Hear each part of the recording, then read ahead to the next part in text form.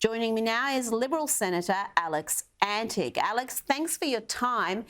These figures are shocking. People dying because they can't afford to put on the heating. Yeah, Rita, they really are shocking, but not unpredictable, I think we could probably say. I mean, the likes of Professor Ian Plimer have been talking about this for a very, very long time, that we're actually at more risk of cooling and being freezing cold and, those sort of weather snaps than we are of, burning to a crisp, as the climate catastrophists will tell us. So it's not really surprising in a sense. It's tragic. And once again, there are very real human costs that come as a result of disastrous green policies all across the world. I always find the tragic irony of what we see is the left, Labor and the Greens, push these policies here and in other countries around the world and in the EU and so forth. The very parties that are meant to stand for the working people, people who are on government pensions and the like, and yet these policies are the very things which are potentially driving people to an early grave. It's shameful, Rita. Absolutely. And I'm going to talk about Chris Bowen's disastrous couple of days in a second. But first, on this issue, in the UK, it's been revealed the cost of net zero and the refits to households that are required aren't just going to be enormously expensive, it's simply unaffordable for so many. Citizen Advice is saying it will cost more than £15,000 per household, which, Alex, is just out of the reach of many people. Yeah, and look, it's the same issue, really, isn't it, Rita? That this is really hitting the hip pockets of those who can least afford it. I mean, it's all very well if you're living in a mansion on the harbour in Sydney or somewhere like that, but most people are not doing that. Most people can't afford just to simply, whip out and put some solar panels on or whatever it may be, even though they may have to. This has come as the result of disastrous green energy policy for decades now, really turbocharged in the last decade. But we're now seeing the costs going up. I think there's a prediction that it'll be something like 39% increases in energy bills over the next 12-month period for Australians. Now, this comes on top of already high costs of living issues with high mortgages, enormous inflation rates. And this is all off the back of the Labor government promising $275 off each energy bill. I think they repeated that 96 times during the election campaign. We're not getting anything near that, and in fact the dial is going in the opposite direction.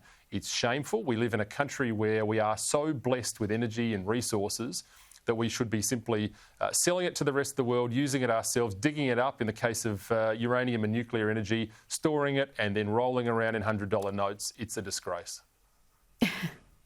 We should be taking advantage. And talking about nuclear, Climate Change Minister Chris Bowen has got himself into all sorts of trouble. He's been humbled on Twitter with a brutal fact check showing the post and video he shared on the website on nuclear energy was absolutely fake news. And I'm pretty sure Malcolm Turnbull spoke approvingly of this particular tweet of Chris Bowen's. And today in Canberra, Bowen was accused at a Senate hearing of getting his knowledge of nuclear power plants from The Simpsons.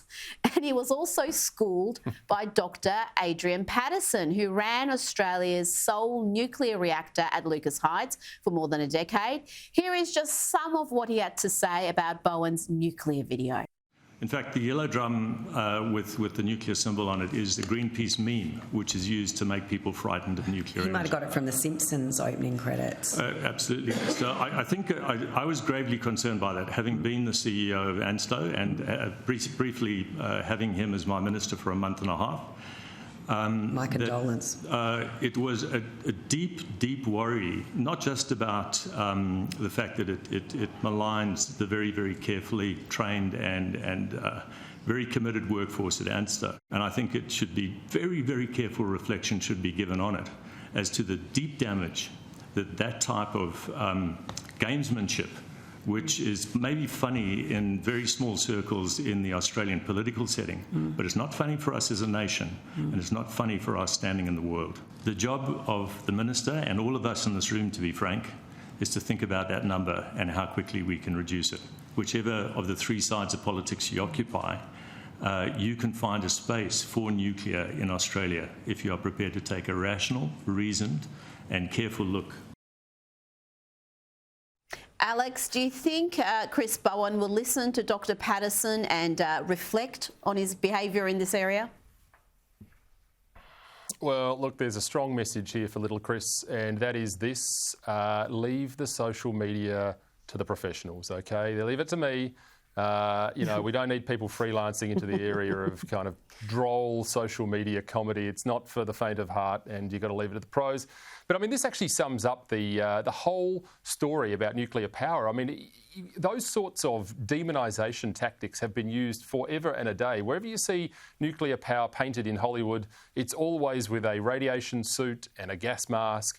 And that point being made about the yellow drum being a Greenpeace meme is just another example of that. We're not talking, not everything is Chernobyl, not everything is 3 Mile Island. These are old tech scenarios, and it is completely disingenuous to suggest that that is the future of modern small modular reactors.